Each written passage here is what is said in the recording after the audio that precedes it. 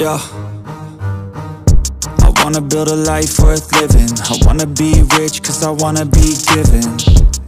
I feel the time keeps ticking. I wish I had more but I'll take what's given. I just wanna pop cause I've been working a lot. I think I deserve a shot, I think I deserve a spot. Cause it's been years on this path that I walked, and if I keep going I pray I'll be at the top. When I dream big, yeah I commit. Wanted this life since I was a little kid. Never thought twice, I just did what I did. Worked towards it and now I have an addiction. I've been living life like a dream, like it's fiction. I've been doing things like I have no restrictions. I don't plan to stop, no I don't plan on quitting. Everything I do, yeah I do it with conviction. I will never give up, I will never give in. Everything I do, yeah I do it with conviction. I've been on a mission, I ain't never... What's up mga kamis? Zero TV muli. And welcome ulit sa ating vlog, no? And pasensya na kung ngayon na tayo nakapag-vlog ulit. And here I present, ito pa rin ang ating Easy Ride 150 Fi na si Zero Q, no? And 4 months na po siya. Bibigyan ko kayo ng idea and review about dito sa Easy Ride 150 Fi natin, kung ano yung mga naranasan natin, ano?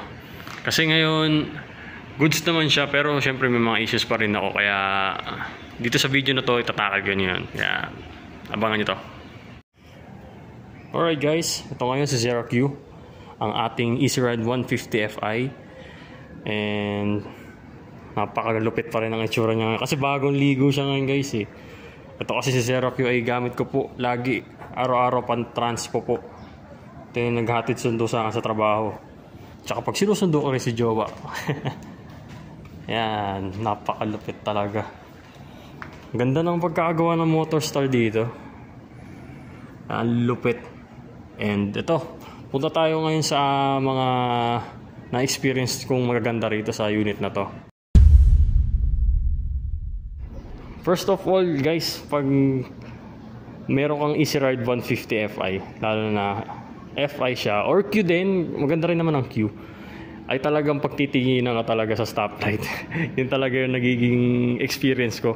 Hindi ko lang nakakuha ng vlog, hindi ko lang nakakuha ng video kasi wala pa akong action cam. And pag nakita ko, pag nagkaroon ako, re-record ko. Kasi ilang beses na ang pinagtitinginan tong si Zero Q sa daan talaga. Lalo na pag hinto na stoplight. Yung mga naka NMAX V2, NMAX V1, click na. Yun talaga yung nakakasabay ko sa nakakasabay ko sa daan. Napapatingin talaga sila dito sa napakalupit na motor natin guys. Yeah, be proud guys, naka China lang yan. Be proud na na-appreciate ng ibang brand lovers ang Motorstar Easy Ride 150 Fi. And the other one guys na kinaganda dito sa unit na to is, di ba guys, naalala nyo guys yung mags issue ng Easy Ride 150Q, yung version 1. Kaya ngayon, ito sa Easy Ride 150 Fi natin, naka version 2 mags na po ito.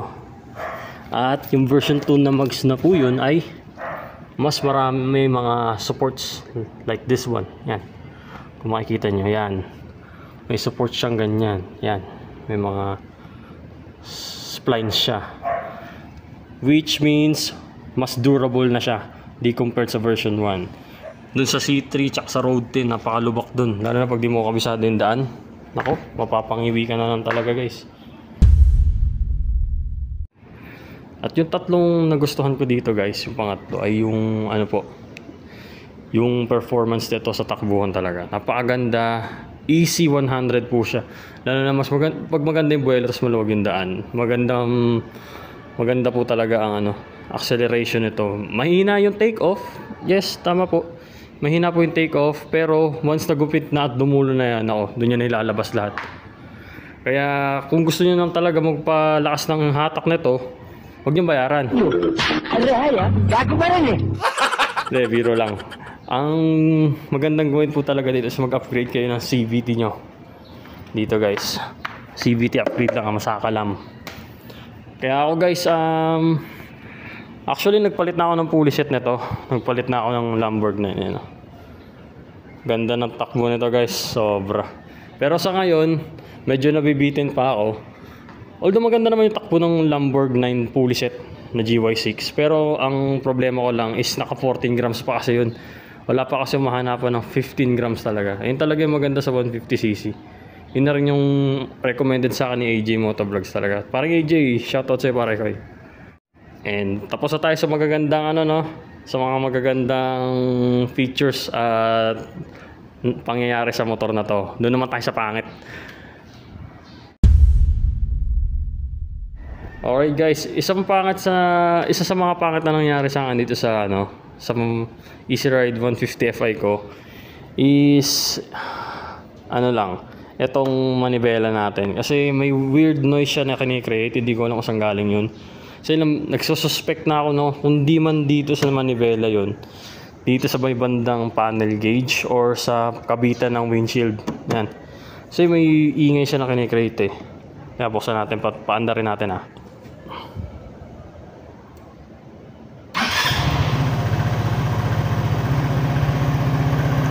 Yan. Saka hindi nyo pa maririnig yan guys, kasi nga naman bago start pa lang siya. Tsaka ginoma ko na rin to, baka kasi ito yung pagsuspetsahan yung ingay, pero hindi po ito yun. Ginoma ko na yan para hindi nyo marinig. Try ko patakbuhin pa i-rev na onte. Narinig nyo yun?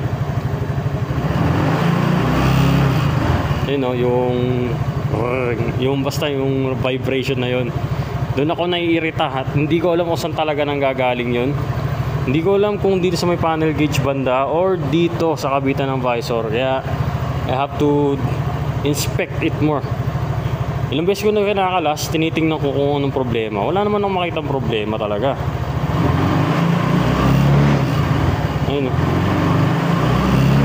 yung ganong na yun, dito talaga yun kaya I have to investigate more kung ano yun. I-observe ko pa. Ngayon, tapos na tayo sa unang pinakita ko sa inyo hindi maganda. And sunod ko naman guys yung sa brake pad natin sa likod. Yung brake pad po sa likod is sobrang irritating.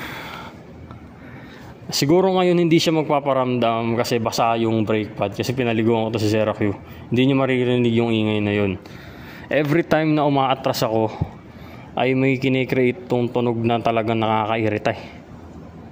Sa ngayon hindi nyo maririnig kasi basa. Yan wala hindi siya maririnig Pero once na tuyo yan, tuyot na tuyot, maririnig nyo. Actually guys, dalawang beses na ako nagpalit. Nagpalit na ako isang beses na ako nagpalit ng brake pad nito. Is ang sukat dito yung pang RFI version 1. Pinalitan ko na siya, then ganun pa rin ang tumutunog pa rin siya. Sa stock tumutunog, sa tumutunog pa rin.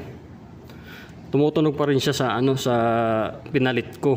Yan, di ko na alam talaga kung anong problema. Pero ngayon dito sa dito sa disc niya, dito sa disc niya wala naman akong medyo flat pa naman siya. May onting umbok pero mostly flat. Hindi ko alam kung dahil yun sa brand na pinalit ko or talagang hindi lang talaga maganda yung design nito. Kaya iniisip ko talaga mag-convert na lang ng mugs para walang problema palit tayo ng G-Ren mugs. Okay guys, sunod ko yung issue ko dito. Isa sa mga pangit na nangyari dito sa Easy Ride 150 Fi ko is itong part na to sa mudguard banda. And teka lang, medyo madumi kasi kaya pupunasan ko para makita nyo po.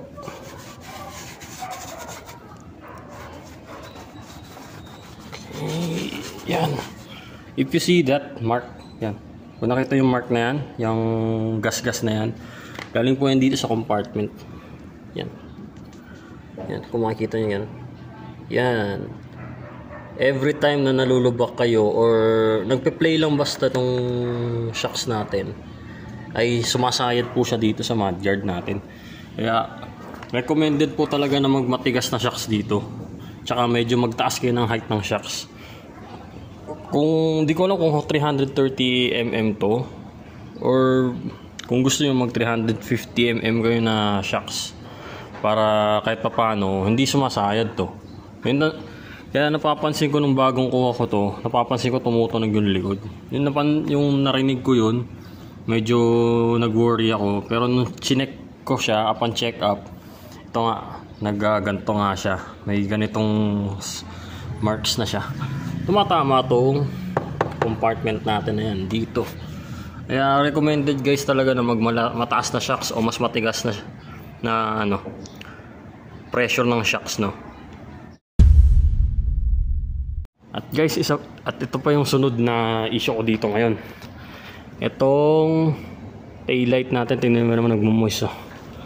Yan. Lalo na pag mainit ang panahon, lahat ng basa dyan, lalabas yan dyan lahat. Covered to lahat, as in. And hindi ko alam kung paano nangyayari yun. Kasi suspecha ko na rin dahil ganito ang setup dito eh. Ayan, may cover lang siya dyan, kaya mababasa pa rin yan. Ayan, exposed pa rin talaga. Siguro gagawa ko na ng mas reliable, mas malaki. Masakop niya lahat para hindi nababasa yung tail light, no. Pero lupit eh, hanggang ngayon buo pa rin. Na-expect ko nga na masisira ito eh. At ito naman guys yung pinakahuli na na issue ko dito. Hindi naman sa issue, talagang medyo annoying lang sa akin kasi tumutunog siya or may sipol na tinatawag. Ito, pakinggan nyo.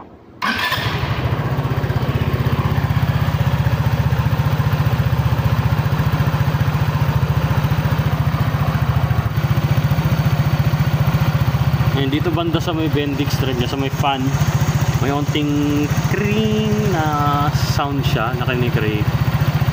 Siguro ngayon hindi magpaparamdam kasi galing siyang ligo eh. Pinaligo ko kasi.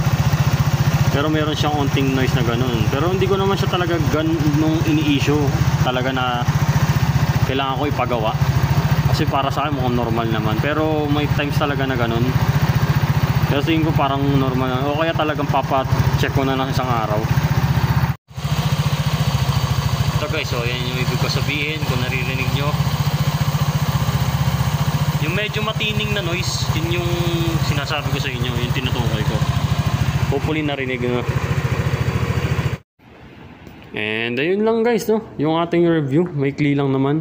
And overall review ko dito, kung bibigyan ko siya ng rating on a scale of 1 to 10 is 8 guys. I will rate it as 8 stars. Kasi bukod sa formado na siya, magandang forma, magandang performance, tsaka easy ride talaga siya. Napakadaling i-ride niyan. Relax riding lang kayo.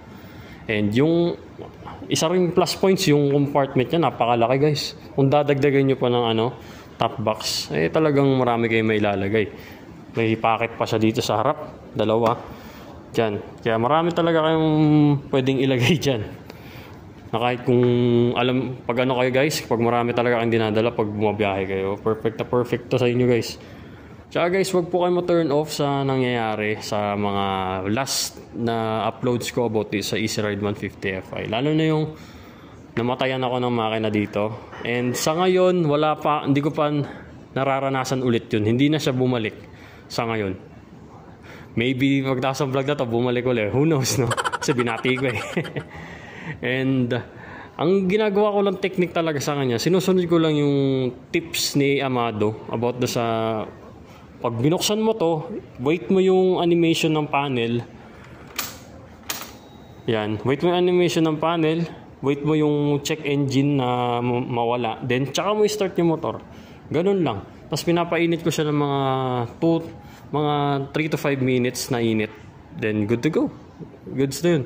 Then after nun, wala naman ako nararanasan. Di na ako namatay ng makina after nun. Talagang maybe sa routine lang na pag sa start ng motor, dun talaga natin maaalagaan din to. Tsaka about dun guys, no, nga pala, dun sa warranty ko kay Motorstar na switch siya sa kaliwa, tsaka yung park light natin is wala pa rin hanggang ngayon. Ng beses ko na silang pina-follow up, puro follow up lang din yung ginagawa nila dun sa ilang buwan na yun, tatatlo na yata, dalawa o 3 buwan na siya. Pero syempre ayoko nga gumasto sana para pagawa yung park light ko tsaka yung switch. Ayoko sana bumili ng bagong switches para lang para lang ano no, mas satisfy yung urges ko. Pero syempre gusto ko yung maayos talaga na unit.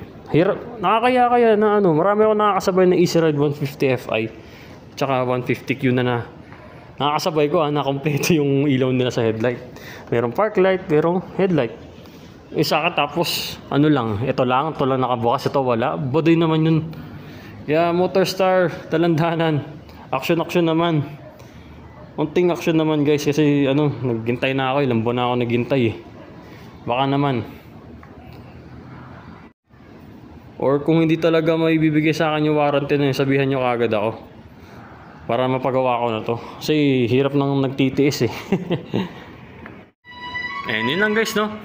Kung na-enjoy nyo to at medyo na-encourage ko naman kayo bumili nitong motor na to, like, share, subscribe na kayo sa Zero TV ano. For more Easy Ride 150 Fi contents.